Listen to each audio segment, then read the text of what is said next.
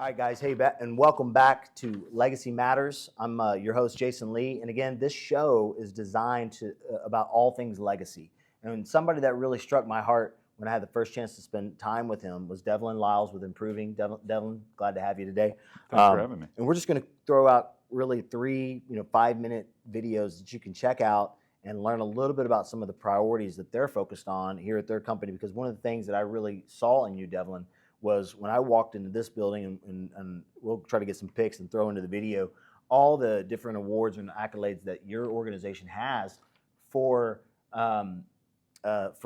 creating a great culture. I mean, really one of the top places to work. And so this video's content is supposed to help other business owners get a peek behind the curtain of what success looks like. And one of the things that I really admired most about you is when you walk into here, and I kind of got a behind the scenes look of your team last week because we had a little mishap. And I got to spend some time with them as they were helping me set up in here. And I kept asking questions, and they asked me what I was trying to do. And I said, well, I'm going to talk to Devlin about legacy and the culture of the company. He goes, oh, well, let me tell you how Devlin's impacted my life. And all they wanted to do is tell me about, and then the truth is, you would never want to sit here and take those accolades, right? When you walk in the building and you go to look for your office, I was blown away because first of all the awards and accolades are way up in the front, and they're kind of out of sight where the team could see them. But you just have this trophy case, and your name's attached to all these different things, but they're not. And so when I walked back to go, they were going to show me where you were at and see if you were here.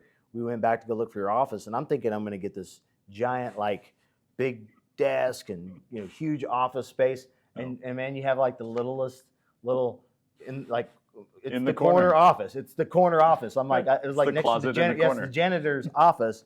And here's the CEO of this huge company doing all this great work, and he's in this little corner office. And all I knew is I was like, man, I'm really interviewing the right guy. So let's talk about culture for a minute. You guys have a phenomenal culture. Talk to me a little bit about what has led to your consistently being voted one of the best places to work.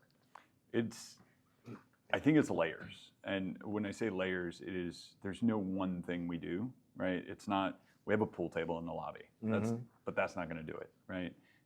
We've got like nitro cold brew coffee on tap and those kind of things, but that's not going to do it. Now, those are outward appearance of inward state, right? Okay.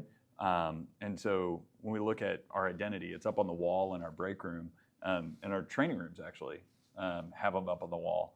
The idea behind our identity is these are our three values, and they have very detailed kind of descriptions, right? Of dedication, which is thinking more about others without thinking less of yourself. I love it. Most people kind of accidentally become selfless, and they don't pursue their goals. They help everybody else pursue goals. And so there ends up being this juxtaposition where you feel in conflict. We're trying to resolve that conflict and go, no, like if you're growing yourself and helping other people achieve, there's no conflict. Fantastic. And then involvement, our success is a consequence of our collective involvement. When we're all rowing in the same direction, we win. And so the goal is row in the same direction, not speed, not accolades, not personal achievement, just let's figure out a way to get together. I love it. And then lastly is excellence. Now, excellence is a persistent habit, not an occasional action, right? And so it's the idea that we're consistently in little ways going above expected. And that could be as simple as, hey, I noticed the soda fridge in the office was empty, so I restocked it. Not an expectation, but greatly appreciated when it happens, and it makes us come across as more excellent. Those same type of approach. And then we have our aspirational value, which is trust. Okay. Because trust is one of those things you constantly work on, but it's never done. And so for us, it's job one is build trust, because all of our victories are sweeter and all of our failures are softer if we have trust. I love that. And so for us, we layer all these pieces together and then try and honestly live into them. And you see that through the 100 Best Place of Work awards and at this point, I think 15 years on the Inc. 500, 5,000. Like, unbelievable. Those are the outward appearance of inner state. Now, so first of all, it's very evident, right? And it starts, I always say leader-led. It starts with you and your behaviors. And I was just listening the other day to a Huberman Labs, and he was talking about the growth mindset. And it sounds like a lot of the growth mindset is accolades for the right thing working, looking at the culture and not giving the accolades that like, hey, we're the number one team out there doing the most revenue for a software company. It's what you just described. It's the behavior of filling up the drink machine. It's seeing those accolades, and that's really where growth comes from. It's encouraging. Did you do the right thing, and did you push through whatever that value is to get to the other side of where you're going without compromising your values? Right. So I love that. Now we're sitting in your training room. I think y'all are doing a leadership development in a couple of hours. Yeah, it kicks off here in a little bit. Kicks off in a little bit. So and you were telling me before that you guys take them through an exercise of like their life plan or something of that nature. But so this is a great live example. I was going to ask you, how do you guys invest in your people? So talk to me about just some of the things you guys do to invest in your people. So it's oddly enough, it's a lot of little things, right? Okay. This is probably one of the biggest displays of that investment. So we have a program we call the IBP, the Integral Business Program. Okay. Integral because we're trying to pull together and integrate the parts of the business in their life that most people would call like work-life balance. Understood. It's life integration, right?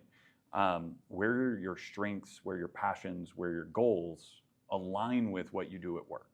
Love it. And so that 13-week program, it's a lot of work, right? So these folks have taken all the prereqs. They've been on a waiting list in some cases over a year. They write a $1,000 check at the beginning of the program that if they don't complete the program, we cash. As a like, no, if we're buying in, so are you. I love it. And it's phenomenal the engagement and the life change that happens out of it, because most folks walk in thinking, okay, I'm going to learn corporate finance, I'm going to learn all these things. It's like, yeah. So we start with how do you learn, right? Literally learning to learn. Right. Because most smart people that work in complex knowledge work, whether that's financial services or geophysics or software development, have gotten very good at knowing things, but have atrophied on learning things. Wow. And so we have to pull back that knower and go, for a moment, we're going to suspend that you know all the answers because you're 95% right. How do we look for the 5% that you can gain ground, that you can intentionally grow? Wow. And so it's a fun program. I actually really miss being able to teach it. We've got a whole team of folks now that teach it, and so I miss it a little. Well, you may have a couple of things on your calendar. Maybe. This week. Yeah, a few things. That's fantastic. And the last thing as we get ready to wrap this part up, tech companies, right? I envision tech companies being a high turnover environment. Guys, because they're such a commodity, people with software development talent, and there's so many people trying to do it, I would imagine it's tough to retain them. But you guys have just done a masterful job at retaining your team.